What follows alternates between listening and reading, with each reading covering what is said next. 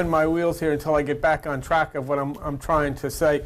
We've looked at so many different variations as to what's going on that science is discovering, what is going on inside of the human body, and then communicating to you the fact that everything is logical.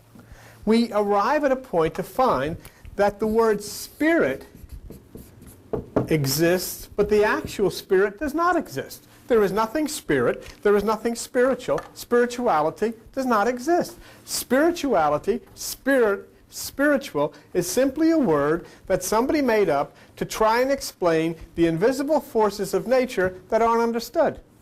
Once you understand what those invisible forces are, this doesn't exist. Right. And that takes you, for instance, somebody wrote me on the internet and says, well, I understand on Is, Ra, and El, I understand is Isis and Ra and El, and that Isis is the spirit, and Ra the mind, and El the body. And that's true. And that's what, spirit, mind, and body together make Israel. And that's fine. But when you reach a point where you understand that, what's that going to do for you? Now you understand that. Now you understand that Israel means when the spirit and the mind come together inside the body, you have God's chosen. Well, that's nice. But that can't do anything for you, other than to say, gee, I understand that. Wonder if now we take this to another step. We move out from this, and we get this to Isis, Pia Mater, in the brain, hypothalamus, Ra, that which is the center of the brain, Almond's horn, in the hippocampus of the brain, the thalamus. El, God. El Shaddai, Elohim, God. El.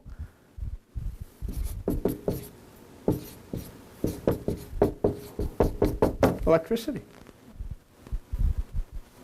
He's saying God is electricity. No, I am saying that if you're going to make any contact with God, and if God is going to make any contact with you, it's going to be done in the ether through electricity. It can't happen in any other way. Does that have any relevance? Well, we'll see. Is it logical? Yes, it's logical. Therefore, a lot of people can't accept it. And that's exactly what. They'd rather read a book of some guy telling them if they think this way and if they say these things, osmosis is going to happen. Osmosis doesn't happen. Everything has a logical explanation to it. How does all of this work? I mean, if you understand, I can look at an airplane and say, gee, that's great, that airplane can fly, but if I was able to understand how it works, I could fly it. I can look at a computer and say, God, these computers, isn't this wonderful nowadays, what this world is coming to? But what good is that to you if you don't know how to work it? What good is it going to do? You look at a computer, so they use it to put a pot on top of it or something, because, it isn't going to do anything unless you understand how to use it. So could it be that this El, Isis, Pia Mater of the brain, Ra, Amun-Ra, the hippocampus of the brain, where all memory is, we know that that's in the brain. Hell, could that be electricity? Fundamental particles. You go and you have meditation, or you go to places and they talk about spirituality. Go in next time into them and talk to them about photons and bosons. What the heck is that? They never heard of this. Those are the things that are actually the essence of what you call spirituality. How do you respond to God? How can you respond to God? You think you can stand here saying, oh, God, do this, oh, God, do that? God doesn't talk that way. Can you, if you have a friend in California, can you sit in your house and talk to that person in California without picking up a phone? Of course not. You can say, oh, Aunt Maggie, I wanted just to tell you that I wanted to come out and see you sometime.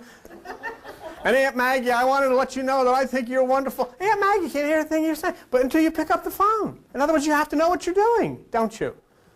Did you know that through something called cyclic AMP, you can actually communicate with God? You can respond. And that cyclic AMP by science, and look it up in any medical dictionary, is called the second messenger. The first messenger, which is extracellular light, comes down to you, and cyclic AMP, which is the second messenger, gives a response. Well, what's wrong with knowing? So we don't need spirituality anymore because there is no such thing. Now we understand there are photons, there are bosons, there is cyclic AMP, and all of these things operate inside of you to receive the signal coming from what you call God and to send it back. Those are fundamental particles. And on page 71 of the material that I've given you, that you have with you, is a list of all these things. How it works. Is this too far out? What have I told you? I've told you how this all works. What's so far out? I told you how the signal comes to you, how you respond, and it's all done. Very easy. The fundamental particles carry out their work in the realm of light and electricity. And light and electricity are not necessarily the same thing, but they're very important. Light is non-electric. Electricity allows you to see, but electricity is the way that your mind and your brain function. You can't. Did you ever see those movies where the guy's laying on the thing and the camera goes up to the screen and the thing's going beep, beep, beep? And then there's a line. He stops beeping because there's no more electricity. He has been shut off. Maybe for non-payment, I don't know, but he's shut off. If you don't have any electricity, you can't meditate, you can't think, you can't pray, you have to have electricity. Right? So then everything, every thought, every dream, every idea, every fear, every hope, every prayer is electric. And it says the kingdom of God is within you. And what is his name? El. Elohim. Bethel is the house of God. Okay? The human brain, we know, is the temple, is the human brain. How do we know? Just real quick, I'm going to go to page 25 of the material that you were given. And there it's right there. Page 25, it's right there. The human brain. The outermost layer, dura mater, squares up with Exodus 26:33, where the outer court is the holy place. And then over on the right side, the innermost layer is Pia Mater. Who is Pia Mater? You've heard of the Virgin Mary or Queen Isis or Fatima or all of these people? Actually, it's Pia Mater. Pia Mater is the most sensitive part of your brain.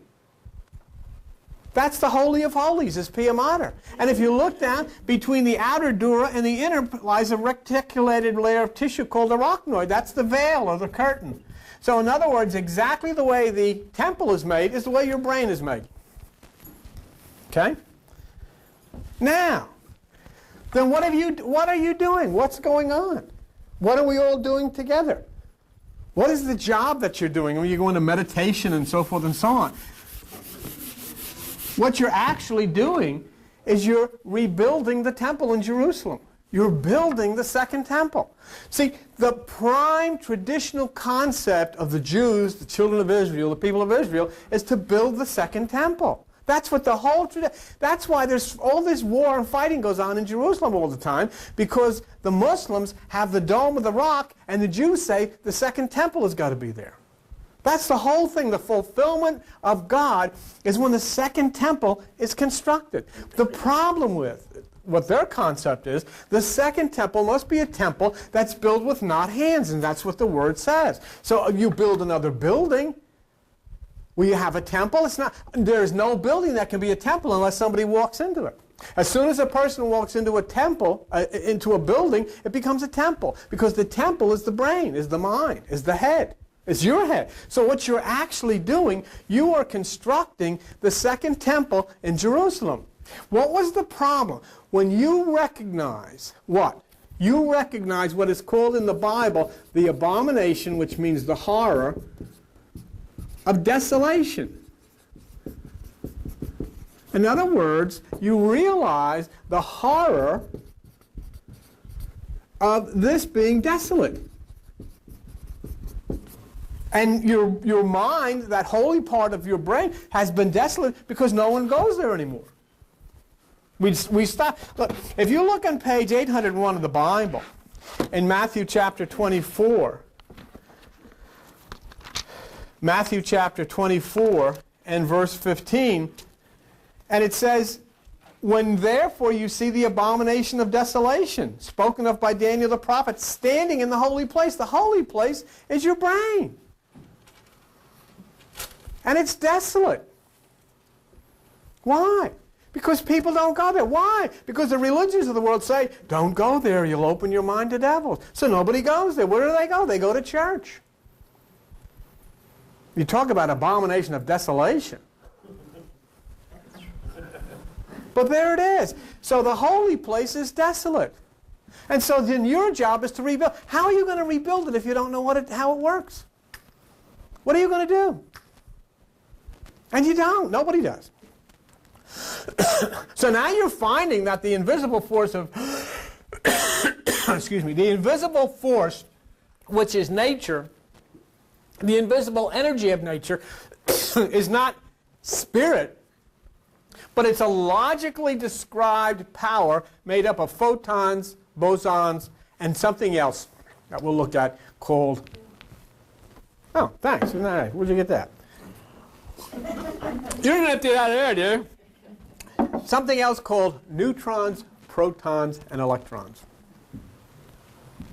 So it doesn't make any difference if you want to dwell in spirituality. It doesn't make any difference if you want to think about the Holy Spirit. The Holy Spirit is made up of neutrons, protons, electrons, bosons, and all of this kind of stuff. It's real stuff.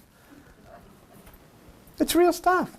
See, when you get up to heaven, wherever that is, which doesn't exist also. What a crude thing to do. But if such a place existed, and you knocked on the door and some guy named St. Peter brought you into the waiting room, and then when it was time for you to see the great God, the guy out in the lobby would say, Photon will see you now. Who? I thought his name was Jesus. Well, you thought. You thought his name was Jesus because you didn't know. What is photon? Photon is light. What is God? God is light. What is photon? Photon creates. What does God do? God creates. Photon has no mass. God is invisible. Photon is supreme intelligence. Light changes direction and all of these things. Photon, light. And what happens? When photon, light, touches the green earth, it is photosynthesis which gives energy to cells and all life bursts forth. Doesn't happen unless photon touches the earth. The earth cannot produce life unless light comes and touches it.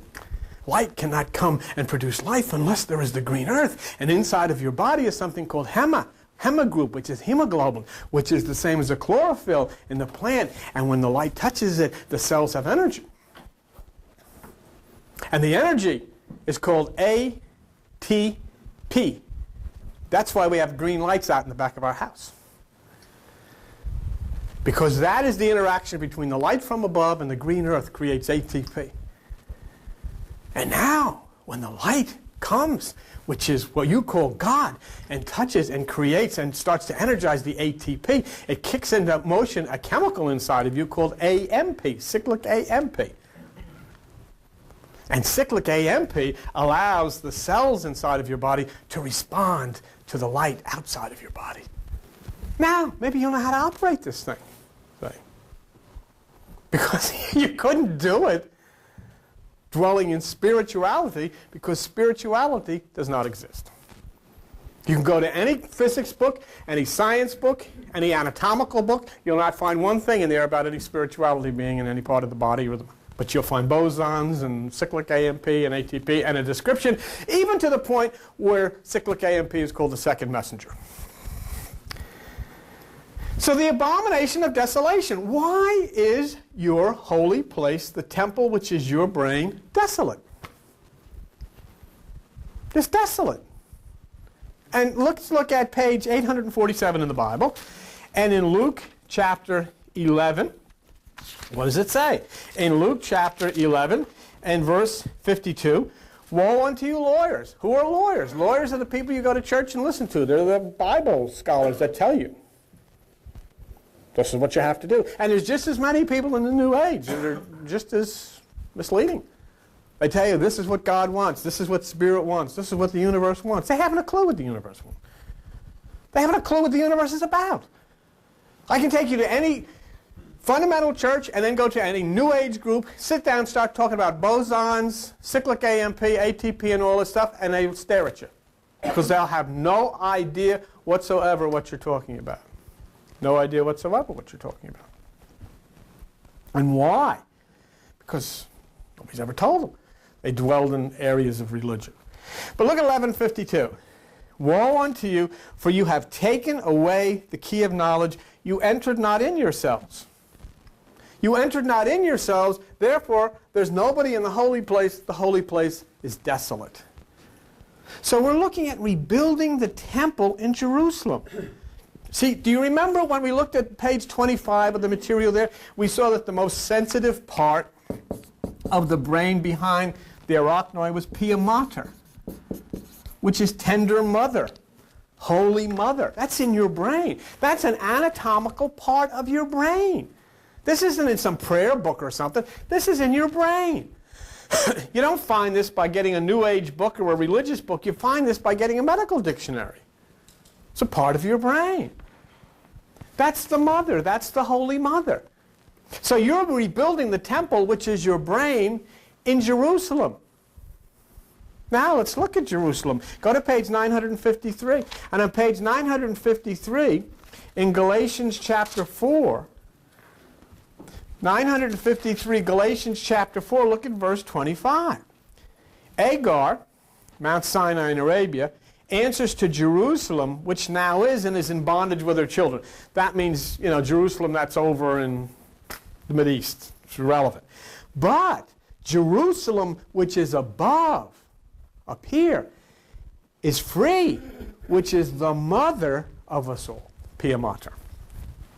Jerusalem is the mother of us all. So we see that we're building the temple in Jerusalem to take away the abomination of desolation, and this is done through your meditation and through your understanding.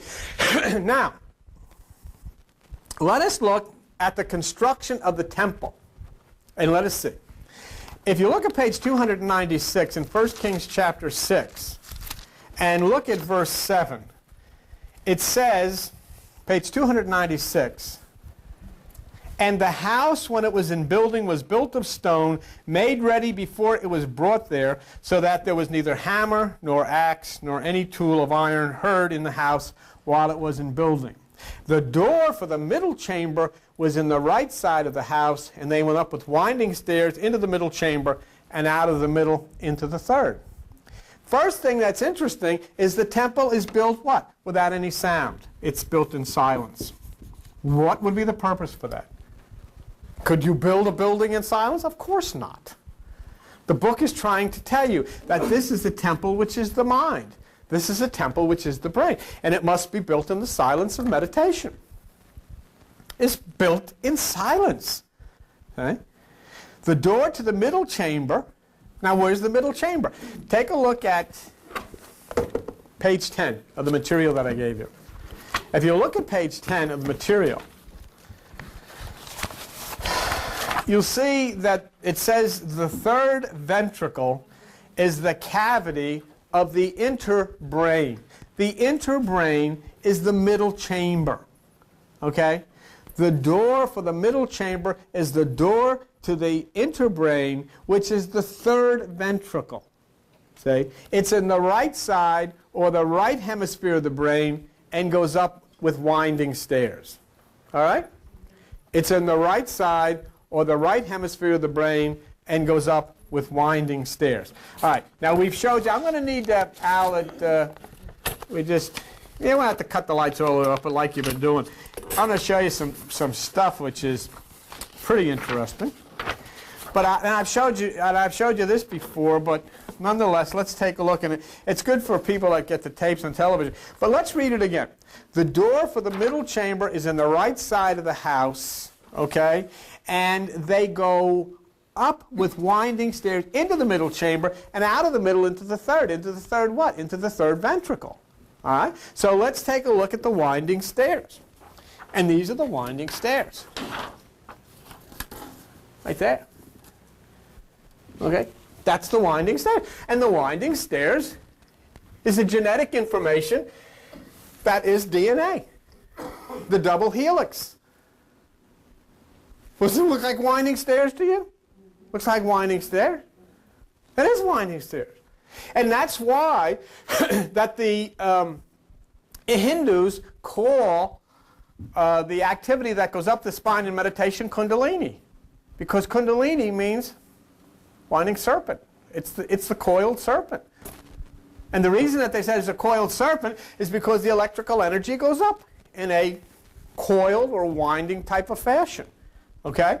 So that's basically what the Bible is talking about, is this energy, and all energy which goes up in this winding motion up to the third ventricle, to the interbrain, which is the middle chamber of the brain, and to the third ventricle. Let me just show you, and I know you're not supposed to show these things in church, but nonetheless I think most of you can handle this.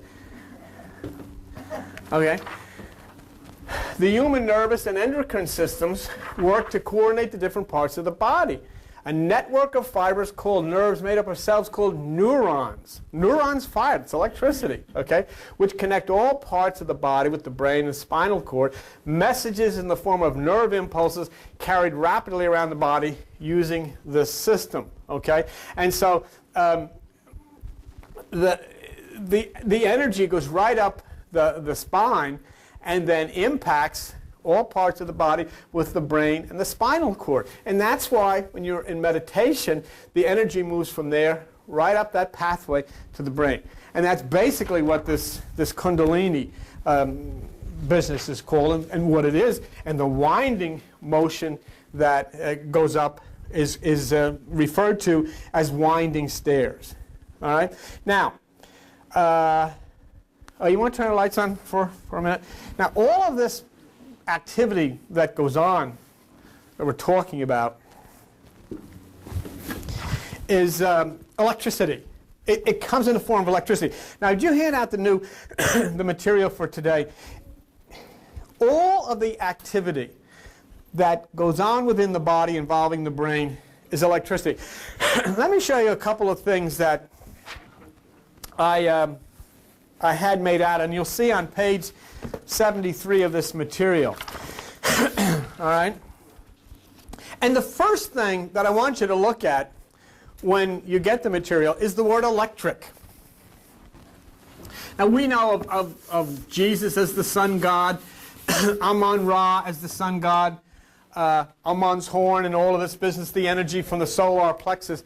So we look at the sun, and we understand something too. We understand that this New Testament is written in Greek. But if you look at that word electric, all right, and it says electricus produced from amber by friction, electron, akin to the Greek elector, E-L-E-K-T-O-R, which is the beaming sun.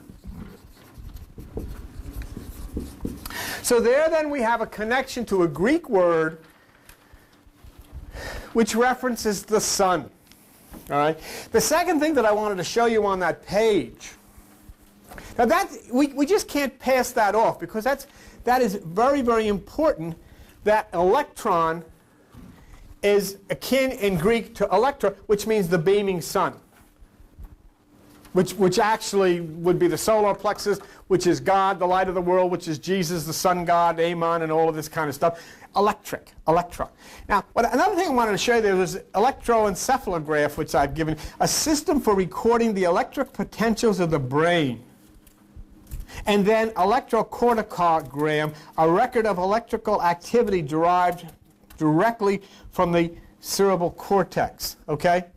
So the energy which rises up the spine was called by the people of the East the serpent because it rose up in a serpentine motion. Electricity which passes between the poles of a spark gap is like that.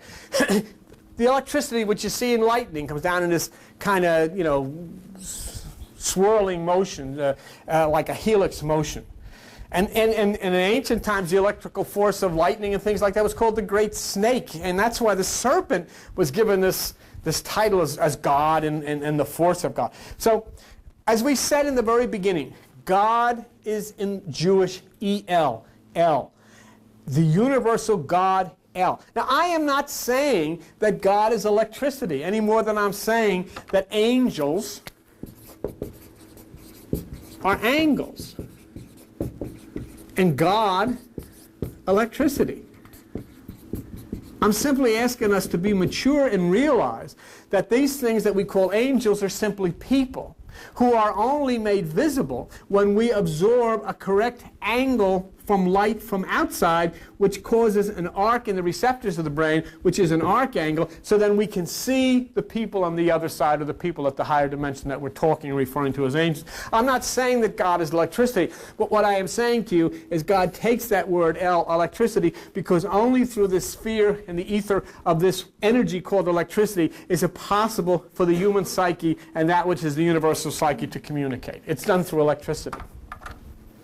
If the brain does not have electrical energy, you can't communicate with yourselves, with anybody else, and certainly with God. And if it is not coming down, if the light and the energy is not coming down and touching you, there can be no response. So it all happens through electricity, see. The electricity throws through the 7 chakras, or the 7 seals. Now let me just read something too, which I didn't give you, but which is interesting.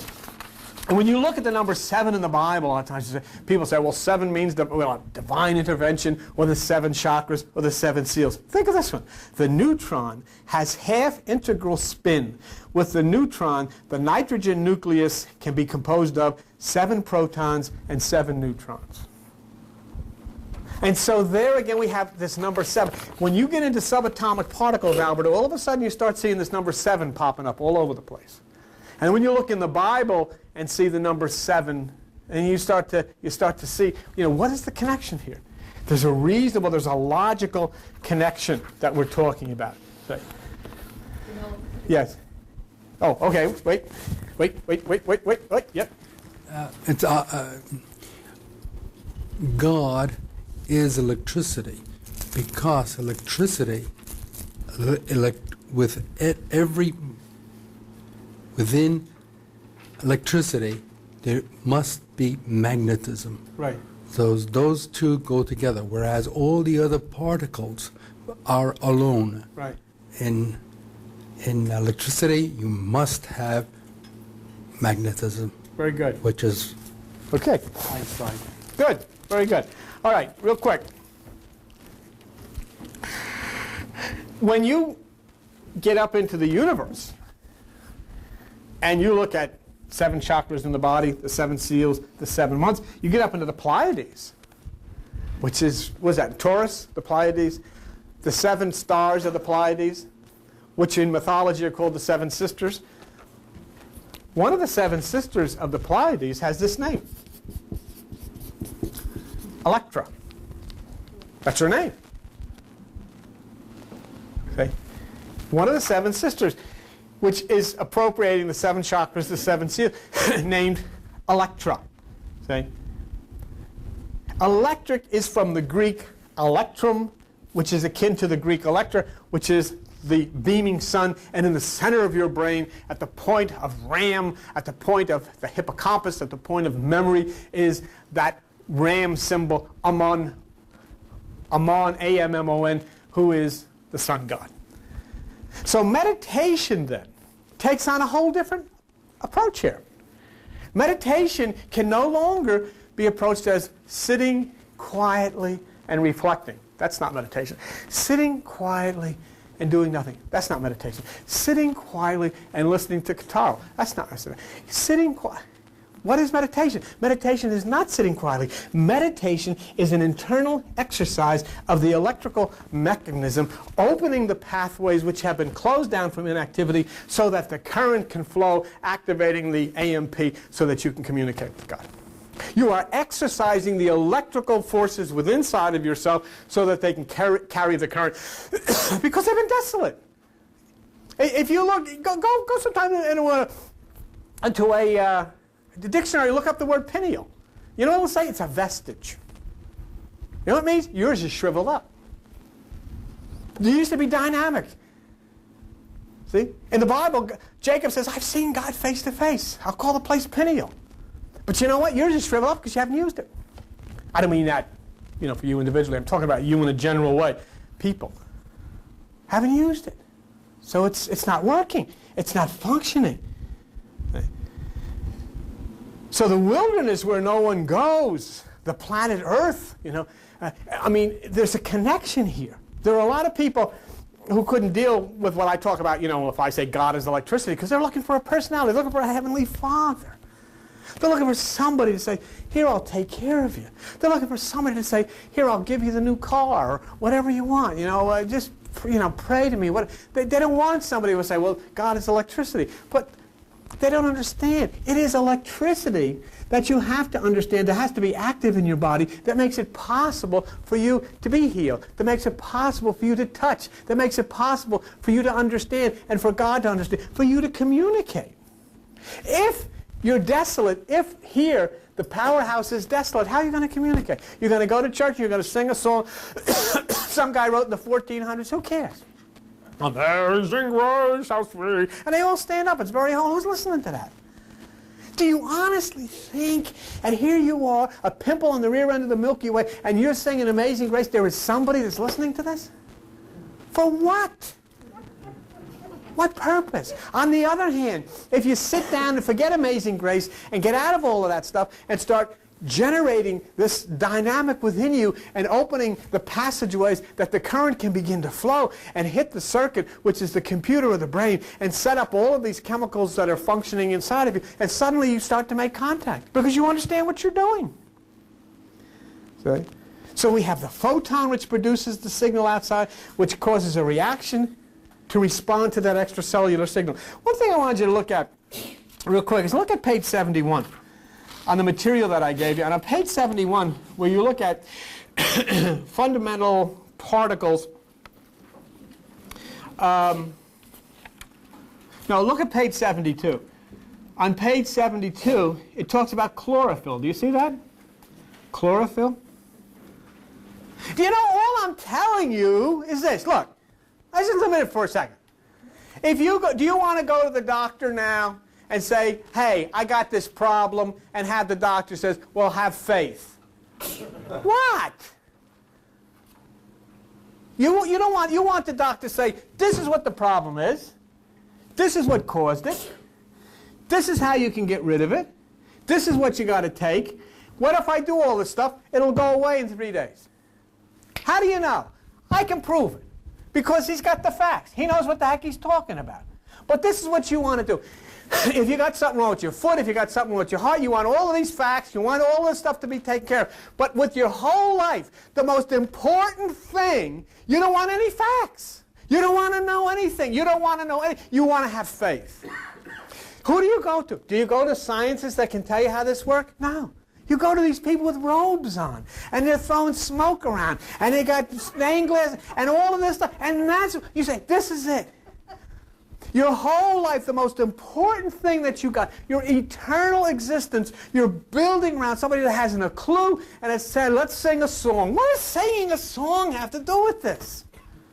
Let's sing a song. Let's all stand up. Why can't you sit down and say, no, I got to stand up? Who's looking at you to stand up to sing a song? Who cares about that? Well, I'm talking about electricity. I'm talking about electrons and neutrons and bosons and all of this stuff that's inside of your body. And you're singing a song. And then somebody say to you, you're far out. Yes, ma'am? And doctors lots of times do not tell the truth. Well, doctors lots of times do not tell the truth. Doctors lots of times don't know the truth either. But I'm saying, for the most part, when you go, you want somebody to tell you exactly what is wrong and how you're going to fix it. But what we've been doing is we've been going to find out about what is wrong with the earth, why do we act the way we do, and who do we go to? Superstitious lunatics. Okay. It says chlorophyll. As a molecule of chlorophyll absorbs a photon of light, page 72, its electrons become excited and move to higher energy levels. Do you see? So there is a rational thing going on inside of you. Something is happening inside of you. See? Now, let me show you something and then let you go.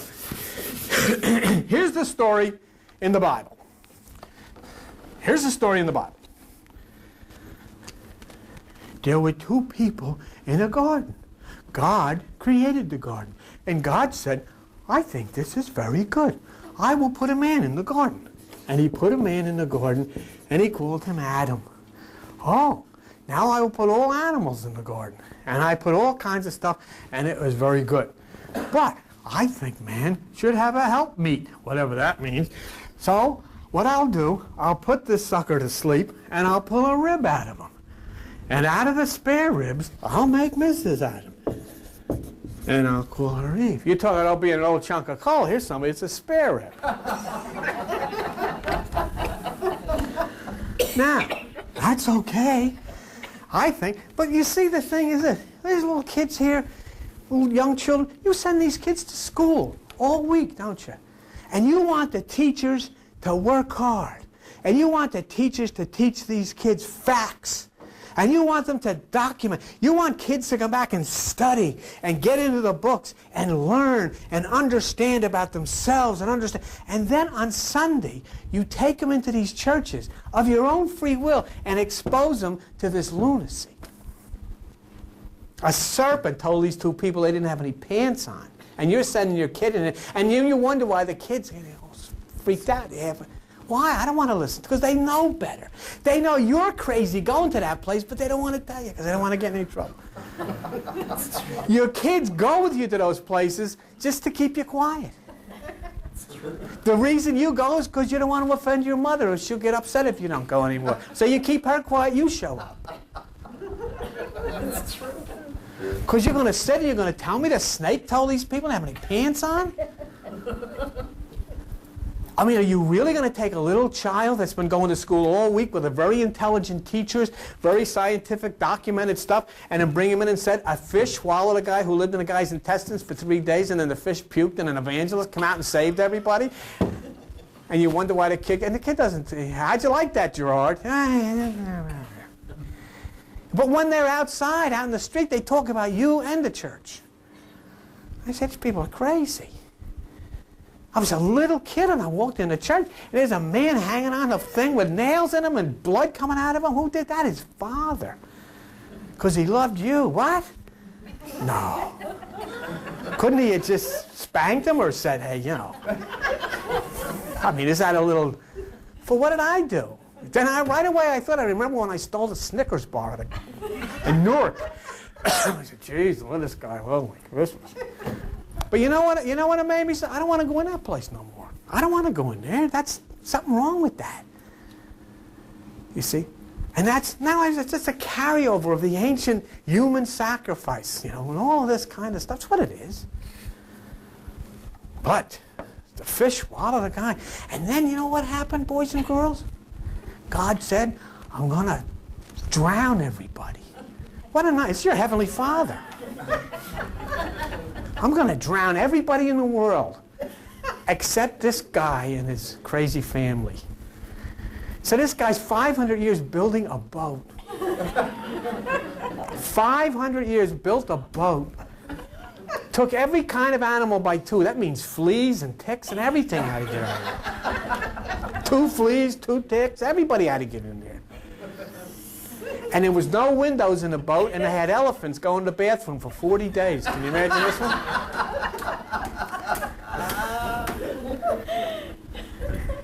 No one. But you're laughing, huh? This. Yeah, but they looked up. But this is the foundation of your culture, and you wonder why everybody's on drugs. They're crazy. What would you do? But you're teaching your kids this stuff. Pay attention in Sunday school, Gerard. You don't want to miss this. Are you kidding? Then the guy, remember the guy Lot? Oh, that was a good story. I love that story. The men of the town wanted to come out and have relationships with Lot's angels. He says, you're not getting my angels. No, sir. Here, have my daughters. He's a great guy. He wouldn't, boy, I'm telling you, he wouldn't let you touch his angels. So his daughters went out and they had a time. And you know, he was the goodest guy in the world, and that's why God saved him, and he blew up the whole town. Everybody, old ladies, kids, puppies, everything got blown up except this guy, because he wouldn't let anybody mess with his angels. And he went up on the mountain, took his daughters with him. Great guy, God-loving guy, God-fearing guy. When he got to the top of the mountain, you know what he did? Had sex with his daughters. Dead. I mean, don't you think he deserved to be blown? I think so. But you mean, this is your culture. And you know, there are kids in churches all over the place sitting in rooms listening to this barbaric stuff. Well, Yeah, explain what that was really bad. Yeah, right. Explain what daughter means, and you got to do that. when he went up into the mountain means when he ascended up into the realms of higher consciousness. Intercoursing with the daughters means intercoursing with the desires of the spirit, not the desires of the mind. But you see, whoever wrote that thought that we were wise enough to understand that we're supposed to take these things as myths, what they are. We took them literally. Right? So let's go for a minute, and I know you want to get out of here, but I want to just show you something. Let me show you something. This is Adam. Okay? God impacts Adam, removes a rib, and all of a sudden, all kinds of stuff happens. There's Eve, and then Adam and Eve come together, and then there's Cain and Abel, and they start having everybody. And before you know it, look, here you are. I mean, everybody starts like, you know. I want to show you something. Okay?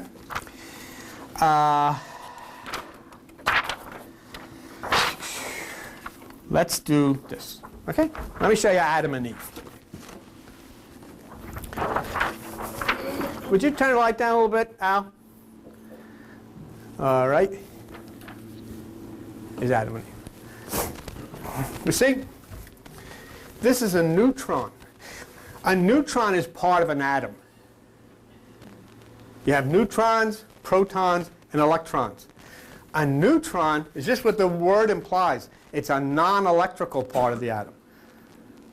Visible kind of force. The nuclear atoms break up into smaller ones and release neutrons in a process called fission.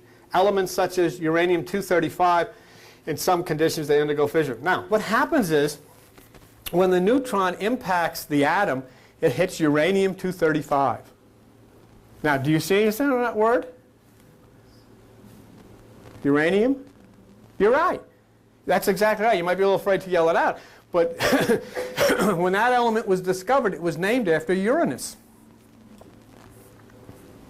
Was that an accident? Of course not. What does Uranus mean? Son of man. Heaven. God. See? So what happens then is when this power moves in to this atom, what occurs? Bang. All of a sudden now, you've got two. You see it? And you have two. Well, we'll bring this up a little bit. And now from these two atoms, two neutrons leave, and they're ready to do it again. So here's God. Here's Adam in the story. Understand, please understand, there was nobody throwing rocks at this guy or doing anything like that. This is not a person. These are the elements of the universe showing you how this all began. This was the atom that was split by removing the rib. And then you have now, who's this? That's Adam. And who's this? That's Eve. Isn't that nice? But you see what I'm saying to you? This is how it happens. Let me show you something else.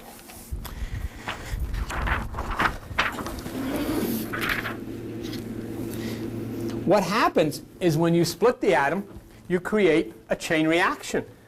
Okay? So here's a little bigger thing. Now we have God impacting Adam, and we have Adam and Eve.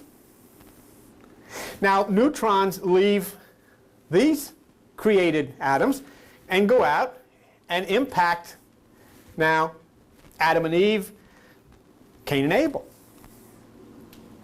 And what happens with Cain and Abel, now you got these two, bang, bang, bang, bang. Now you got 4. And these 4 will go out and impact, and then you'll have 8. And then the 8 will impact, and you'll have 16. And it goes all over the place.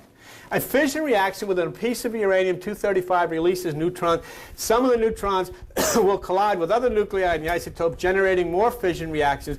If enough reactions occur within the substance will undergo fission continually. This means it continues to multiply.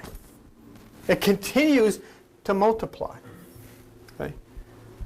And so basically, that's what happened when you removed a rib from Adam, and then everything started to continue the chain reaction. And it has nothing to do with the person named Adam, has nothing to do with the person named Eve, has nothing to do with Cain and Abel. None of these people ever existed. This is talking about the energy of the universe and how all of this began.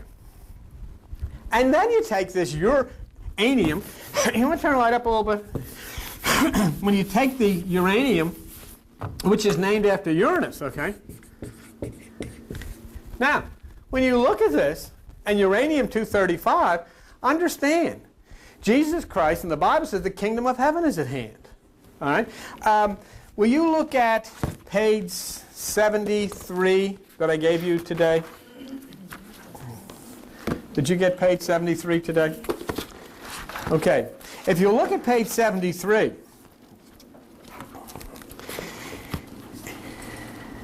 it says in History of Modern Particle Physics, electricity passing through gases, that all atoms contain certain particles called electrons. Then you can add a chain reaction, nuclear. In nuclear fission, fission is initiated when a uranium-235 nucleus is penetrated by a neutron. All right? So the neutron in the story was God, okay? And the uranium, the son of God, Adam, was penetrated and a chain reaction began. Okay? Now, go down at the bottom now, and the reason that I put in Uranus because of the word uranium. Uranium, when it was discovered, was named after Uranus, the earliest supreme god, personification of the sky, the sun and consort of Gaia, and all that kind of business. The 7th planet from the sun. See that? Now, go to the very bottom, late Latin, Uranus, from Greek, Uranus, heaven. So when Jesus says the kingdom of heaven is at hand, he's saying the kingdom of Uranus is at hand.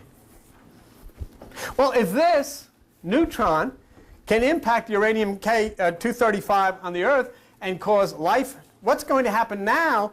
Why is Uranus positioning itself as a controlling factor in our age? What's going to happen? What's going to happen when this neutron, could it be a neutron star? Could. What's going to happen when this neutron in the sky impacts with Uranus? Now. Is that why it's there? Certainly. And what is going to happen then? An entire new civilization, an entire new life force. That's why you have the green light out. All of these things are going to occur. And that's what all of the scientists and so forth have been. When Albert, can you turn the light down just a minute? When Albert was talking, just let me change the subject for a second, and I'm going to let you out of here in about 3 minutes. When Albert was talking, he was talking about electromagnetism. You see this here? It's interesting. The study of the relationship between electricity and magnetism is called electromagnetism. Electricity and magnetism appear as separate phenomena, but they are in fact two aspects of the same fundamental force. Electric current passing through a wire creates a magnetic field. But what is interesting here is magnetic resonance imaging, low frequency radiation, and a strong magnetic field were used in the production of this brain scan, which is this. And then let me just show you one last thing, which puts all of this in perspective. Sometimes you think when you sing Amazing Grace that somebody's listening to you. Please. Okay, this is your galaxy. All right? You live right out here. This is your house. I mean, you're not even in the middle of it. You're not even look at all the big ones. This is you out here. So you can't even see it. And you're standing there singing Amazing Grace waiting for somebody to come. This guy's busy with all this important stuff. You're a pimple here, and you're Amazing Grace. Everybody's standing up. Heavenly God, He's coming soon. He said, where? To what? Sorry. But now, when you begin to understand, wait a minute here. I'm involved in this big picture. I mean, I'm involved in I'm involved in the universe is doing this stuff. Scientists are finding the planets. Turn the light on. Turn the light on. Let me show you. Here. You know, you go and you give meditation. You wait for the single eye, and the single eye comes. The pineal gland of the brain. That's what you're all meditating. But what do you do when God's single eye comes? And then you look in the April edition of National Geographic. The Hubble telescope takes a picture. Look at it. That was just seen. That's God's single eye. And if you look at the center of this green eye, it's a regular eyeball. There's a pupil there. Show the TV again. And so all of this is going on while you're standing in some place singing Amazing Grace. Written by some slave trader. Who cares about him? I don't want to hear about him and his songs. So here we go. So then we find out now, and as we go, and we'll continue, and I'll reveal to you on all of these things and how this works and how you do this and all of this stuff. But that's what your meditation, that's why your meditation is so important. Your meditation is so important for your healing. Your meditation is so important for the universe, because not only are you meditating, and in the acts of meditation and Kundalini, the universe right now is going through the same thing, and it's being discovered by scientists. And while people are going to church, the ones that are preaching the message are the scientists and the astronomers, and nobody's listening to them. Okay? So, I mean, we shared that, and we looked at that, and we got some further clarification of how this all worked. And you actually saw a picture today on the screen right here in a really big show. You saw the picture of what? You saw the picture of Adam and Eve. And there it is. Adam and Eve with heaven impacting. There's Adam and Eve right before your eyes. See?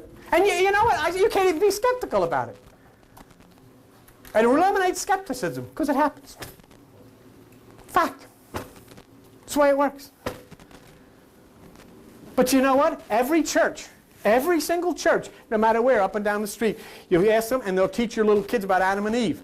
Don't you think you should be teaching your little kids about nuclear fission and tell them really the truth of how it happens? Don't you think that would be more reasonable to teach your children the truth?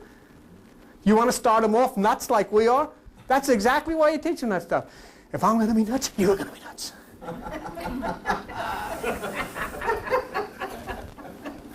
Wouldn't it be nicer to say, look, this is what the...